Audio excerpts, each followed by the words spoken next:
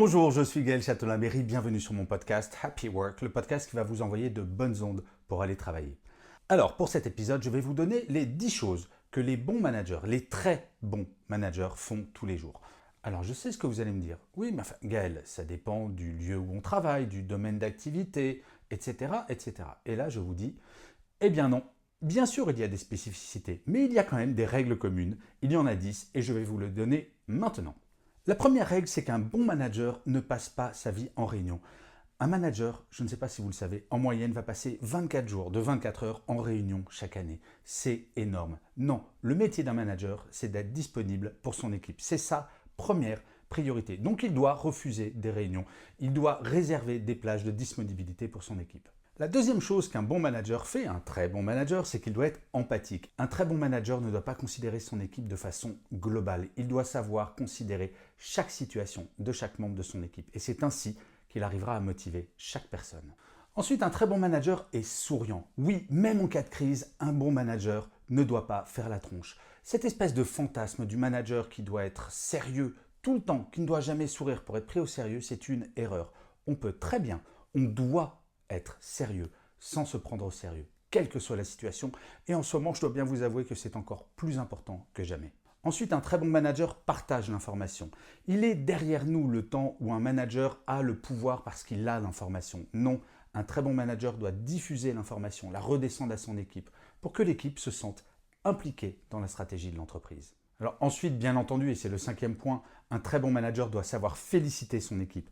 Oui, quand une équipe travaille bien, il faut savoir lui dire « Alors je sais très bien, en France, on aime bien faire du feedback négatif. Il faut apprendre à faire du feedback positif, à dire un petit mot aussi simple que « bravo ». Ensuite, un très bon manager ne considère pas que vous êtes à sa disposition. Et non, votre agenda n'est pas moins important que celui de votre manager. Et un très bon manager le sait. Il sera par exemple ponctuel et il ne va pas se dire « Oui, j'ai le droit d'arriver en retard parce que mon équipe est à ma disposition ». Non, un bon manager sait gérer son temps et s'adapter au temps de son équipe. Le septième point, c'est qu'un très bon manager doit être courageux. Il doit savoir prendre des décisions. Le manager qui ne décide de rien, jamais, qui ne sait pas prendre des décisions, qui ne sait pas trancher, celui-là va angoisser ses équipes parce que ses équipes vont se dire « Mais en fait, il n'y a pas de pilote dans l'avion ».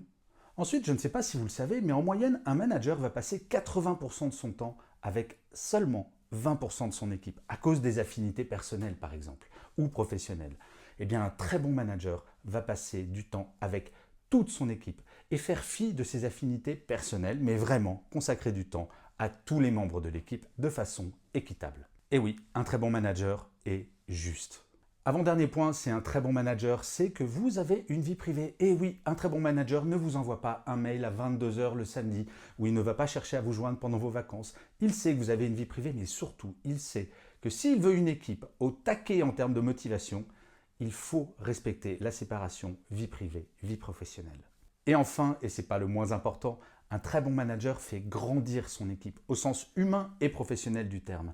Un très bon manager doit être très heureux le jour où un de ses collaborateurs ou une de ses collaboratrices vient le voir en disant « Écoute, je suis obligé de quitter l'équipe parce qu'on m'a fait une proposition dans un autre service ou dans une autre entreprise et c'est grâce à ce que tu m'as appris que j'ai pu progresser comme ça, donc merci. » Le manager, le très bon manager, ne doit pas essayer de retenir impérativement toute son équipe, mais au contraire, exactement comme le feraient des parents avec des enfants, les faire grandir pour qu'un jour, ils volent de leurs propres ailes.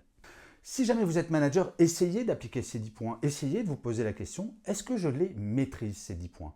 Et ensuite, essayez d'évoluer, essayez de progresser. Et si jamais votre manager n'a pas un de ces 10 points, essayez de l'évaluer et parlez-en avec lui.